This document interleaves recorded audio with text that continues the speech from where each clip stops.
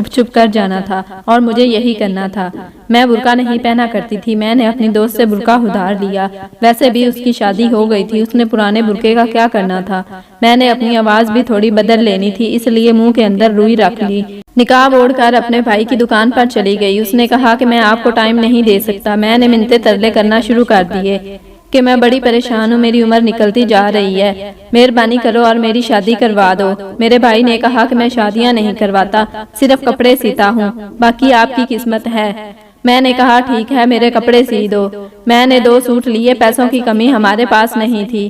میرا بھائی دھڑا دھڑ پیسے کما رہا تھا۔ میں نے اپنی امی سے پیسے لیے اور پہنچ گئی۔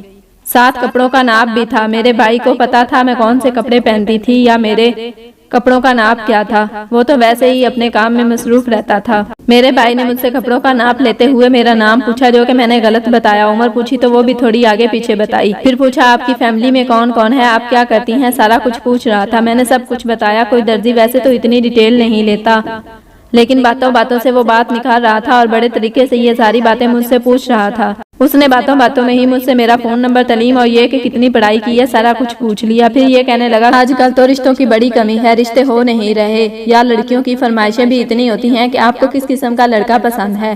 باتوں ہی باتوں میں جانے کیوں مجھ سے ساری باتیں پوچھ رہا تھا، کیونکہ میں بیس بدلے کھڑی تھی، ویسے ہی ڈری ہوئی تھی۔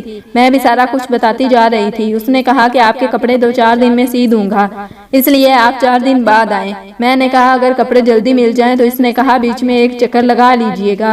اگلے چکر میں بھی اس نے مجھ سے ایسی ہی باتیں کی۔ پھر 4 دن بعد اس نے مجھے کپڑے واپس کرنے کا دن بتایا۔ اس بیچ مجھے یہ تجسس تھا کہ اس کمرے میں وہ کیا کرتا ہے۔ میں نے کسی طرح اس کمرے کی کھڑکی کو اندر سے کھول دیا اور پھر بھائی کمرے کو جب لاک کر کے اپنی دکان پر گیا تو کھڑکی کھول کر کمرے میں داخل ہو گئی۔ میں حیران رہ گئی کیونکہ اس کمرے میں ایسی کوئی انہونی چیز نہیں تھی جس سے میں کچھ اندازہ لگاتی۔ وہاں 2 مشینیں پڑی تھیں، ایک پردہ لگا تھا۔ مشینیں ایک ریشمی کپڑوں کے لیے اور ایک سوتی کپڑوں کے لیے، ویسا ہی جیسا کسی درزی کا کمرہ ہوتا ہے۔ جگہ جگہ دھاگے کی لڑیاں بکھری پڑی تھیں۔ پھر میری نظر نے کچھ ایسا دیکھا کہ میں حیران رہ گئی۔ کچھ بڑے بڑے رجسٹر تھے۔ میں رجسٹر کی طرف بڑھی تو میں نے دیکھا وہ کافی بڑے تھے، لیکن اتنا بھی کیا حساب کتاب، اتنے بڑے رجسٹر میرے بھائی نے رکھے ہوئے تھے، وہ بھی پرانے لگ رہے تھے۔ لیکن اس سے پہلے کہ میں ان کو کھولتی مجھے کچھ ہلچل محسوس ہوئی۔ میں ڈر کے مارے کھڑکی سے ہی واپس بھاگ گئی۔ دل تو پوری طرح بیٹھ گیا تھا، لیکن میرے بھائی نے مجھے نہیں دیکھا۔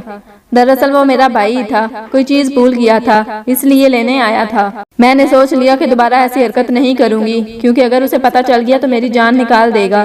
پہلے ہی میں اسے دھوکہ دے رہی ہوں، دوسرا نہیں دے سکتی۔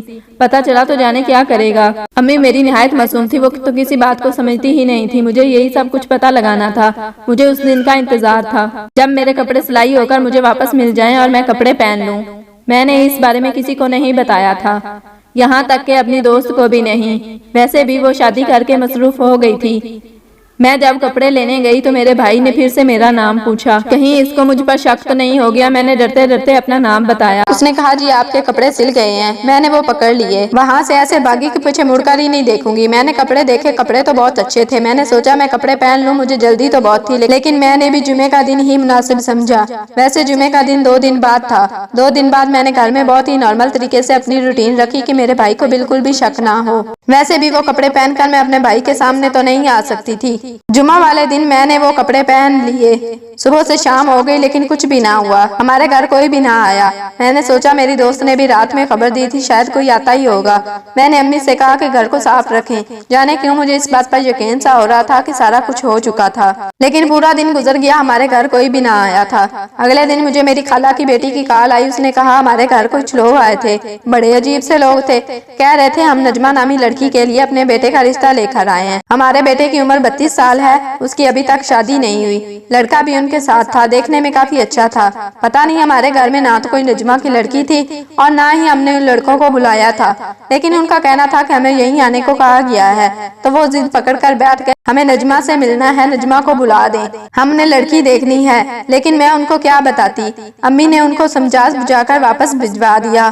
آپ کو کوئی غلط فہمی ہوئی ہے، یہ بات میرے کانوں تک پہنچنے کی دیر تھی کہ میرے قدموں تلے سے زمین نکل گئی، کیونکہ جب وہ مجھے بھائی نے کہا تھا کہ آپ کو اپنے گھر کا پتہ بھی لکھنا ہے تو میں اپنے گھر کا پتہ نہیں لکھ سکتی تھی، اس لیے میں نے اپنی خالہ کے گھر کا پتہ لکھ دیا، کیونکہ مجھے اس محلے کا کوئی پتہ لکھنا تھا۔ میں اس کو غلط نہیں بتا سکتی تھی، نہ لکھ سکتی تھی۔ میں نے اپنا نام بھی نجمہ بتایا تھا، اس کا مطلب یہ سب کچھ سچ تھا، کیونکہ جو بھی پتہ میں نے بتایا اس نام کی لڑکی کے لیے واقعی رشتہ آیا تھا۔ ظاہر ہے میں گھر کا پتہ تو نہیں دے سکتی تھی، اس پریشانی میں ادھر ادھر منڈرا رہی تھی، اپنی امی کو یہ سب کچھ بتانے کی کوشش کر رہی تھی کہ میرے بھائی نے مجھے دیکھ لیا، اور میں یہ بھول گئی تھی کہ میں نے اس کے سیے ہوئے کپڑے پہن رکھے ہیں۔ اس نے مجھے کہا کہ جھوٹی مکار، تو بیس بدل کر آئی تھی، میری دکان پر میری جاسوسی کرنا جا رہی تھی، مجھ سے جھوٹ بولا تو نے، اور اس نے مجھ سے جھوٹ بولا امی، یہ یہاں تک کہ آواز بھی بدل لی تھی۔ کتنی مکار ہے تمہاری بیٹی، ڈرامے باز۔ میرے بھائی نے مجھے ڈانٹنا شروع کر دیا، میں نے بھی سر چٹکا لیا کہ امی کو اس کا راز بتانے والی تھی، لیکن اس نے میرا راز کھول دیا۔ میری ماں نے کہا تمہارا بھائی بھی دھوکے باز اور تم بھی دھوکے باز، پتہ نہیں میری اولاد کو کیا ہو گیا ہے، تمہارا باپ تو ایسا نہ تھا اور نہ ہی میں بھی ایسی ہوں، کس وجہ سے پورے محلے میں مشہور ہے، اور تو بھی اب ان حرکتوں سے باز آ جا۔ میں نے امی کے سامنے ساری بات کھول کر رکھ دی۔ میرے بھائی نے اپنا سر پکڑ لیا، میں نے کہا اپنے ہی گھر کا بھیدی لنکا ڈھاتا ہے، میں تمہیں سب کچھ بتاتا ہوں تاکہ تم میرا پیچھا چھوڑ دے، تم میرا بنا بنایا کام خراب کرو گی، تم نے اپنی دوست کو بھی میرے پاس اسی مقصد کے لیے بھیجا تھا، پھر خود بھی اس مقصد کے لیے آئی ہو۔ میں کوئی غلط کام نہیں کر رہا، کوئی جادو نہیں کر رہا، میں بہت اچھا درزی تھا، میرے ہاتھ میں بہت ہنر تھا، لیکن تم جانتی ہو لوگ قدر نہیں کرتے۔ ایک درزی نے مجھے اپنی دکان پر 5 سال رکھا، میرے سے زیادہ کام کرواتا، پیسے کم دیتا، میری وجہ سے اس کی دکان چلتی، لیکن وہ مجھے اجرت پوری نہیں دیتا تھا۔ میں نے بھی ارادہ کر لیا کہ اپنا کام کروں گا، لیکن درزیوں کے کام تب چلتے ہیں جب ان کے نام مشہور ہو جاتے ہیں، اور درزی کا نام مشہور نہیں ہوتا، اس میں سالوں لگ جاتے ہیں۔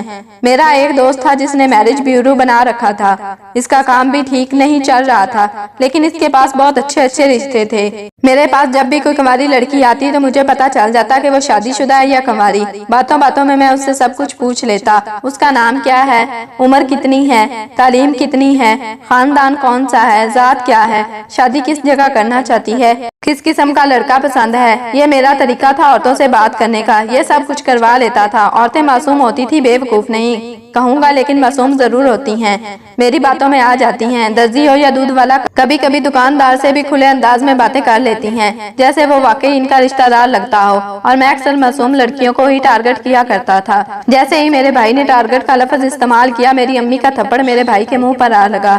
ویسے میرا بھائی میری ماں کا منہ دیکھتا رہ گیا، لیکن اس نے میری ماں کو نظر انداز کیا، کیونکہ ٹارگٹ کرنے سے اس کا یہ مطلب نہیں تھا۔ پھر اس نے اپنی ساری بات جاری رکھی، اگر مجھے لگتا کہ کوئی عورت سمجھدار ہے تو میں اسے کہہ دیتا کہ میرے پاس وقت نہیں، میں ان کے کپڑے سیتے ہوئے ان کی معلومات نکلوا لیتا تھا، پھر اس معلومات کے عین مطابق میں اپنے دوست کو کہہ کر رشتہ تلاش کرواتا، اور رشتہ 2 دن بعد ان کے گھر بھیج دیتا، پھر جب ان کو ان کے مطلب کی چیز مل جائے گی تو وہ انکار کیوں کریں گے۔ اب آپ لوگوں کو سمجھ آیا کہ میرا کام کرنے کا طریقہ کیا ہے۔ اب مجھے بھی سمجھ آ گئی کہ وہ رجسٹر میں نے کمرے میں کیوں دیکھے تھے، وہ بھی شاید شادی کے رشتوں کی معلومات کے تھے۔ میرے بھائی نے کہا یہ بات کسی کو مت بتانا، اس لیے اپنے آپ کو میں نے مشکوک بنا لیا، لوگ مجھ سے زیادہ سوال نہ کریں، میں یوں کسی کے رشتے کروانے والا درزی مشہور ہو گیا۔ میرے کام میں بہت برکت آ گئی، میرے اس دوست کا کام بھی چلنے لگا، سال میں اس کو کہیں 12 کلائنٹ بھی مشکل سے ملتے تھے، اب ہر ہفتے میں ایک لڑکی کی شادی کرواتا ہے۔ اگر ہم سب یہ ایسے کرتے، اس میں بھلا برا ہی کیا ہے، ہمارا طریقہ شاید تھوڑا عجیب ہے، لیکن ہماری نیت بری نہیں ہے۔ ماں تیرا بیٹا لوگوں کے گھر بساتا ہے، اب تیرا دل کر رہا ہے تو میرے منہ پر دوسرا تھپڑ بھی مار دو۔ میری ماں نے سر جھکا لیا، میرے بھائی کے سر پر ہاتھ پھیر کر اس کو پیار کیا، پھر اپنے بھائی سے کہا اگر یہ سب ایسا تو ابھی تک میری شادی کیوں نہیں کروائی، میں تیری اپنی بہن تھی نا۔ اس نے کہا پاگل، تیرے لیے مناسب رشتہ تلاش کر رہا تھا، تیرے لیے مجھے اس طریقے سے رشتہ تلاش کرنے کی ضرورت نہیں تھی، تیرے لیے تو میں سب سے اچھا رشتہ ڈھونڈوں گا۔ تو سمجھ کہ تیرا بھائی مشکلوں میں پھنس گیا تھا، ہر دن یہی سوچتا کہ آج کام کر لوں یا کل کر لوں، یوں کرتے کرتے اتنا وقت گزر گیا، لیکن دیر میں کبھی برکت ہوتی ہے۔ میں نے تیرے لیے رشتہ دیکھ لیا، میں تیری شادی دھوم دھام سے کروں گا۔ تم کیا چاہتی ہو کہ میں تجھے خالی ہاتھ رخصت کروں؟ پہلے تمہارا جہیز بھی تو بنانا تھا، وہی بنانے میں لگا ہوا تھا۔ اس دن بڑی جاسوس بن کر میرے کمرے میں آئی تھی، ذرا آنکھیں پھاڑ کر پردے کے پیچھے بھی دیکھ لیتی، تیرا جہیز ہی تو پڑا تھا۔ میں نے ایک پردے کے پیچھے نہیں دیکھا تھا، کیونکہ مجھے وہاں کپڑے نظر آ رہے تھے، میں نے سوچا وہاں کپڑے ہی ہوں گے۔ میں نے بھی سر جھکا لیا۔ میرے بھائی نے میرے سر پر ہلکا سا تھپڑ مارا اور کہا اس طرح کی کوئی حرکت نہ کرنا اور اب شادی کی تیاری کریں، جو چاہے لسٹ بنا کر مجھے دے دیں، میں سب کچھ لے آؤں گا۔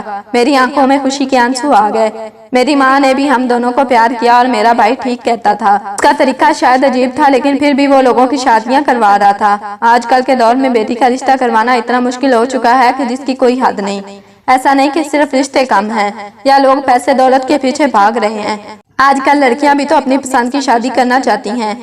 میں سر اٹھا کر کہہ سکتی ہوں کہ مجھے میرے بھائی پر فخر ہے اور وہ جو بھی کر رہا ہے اچھا کر رہا ہے۔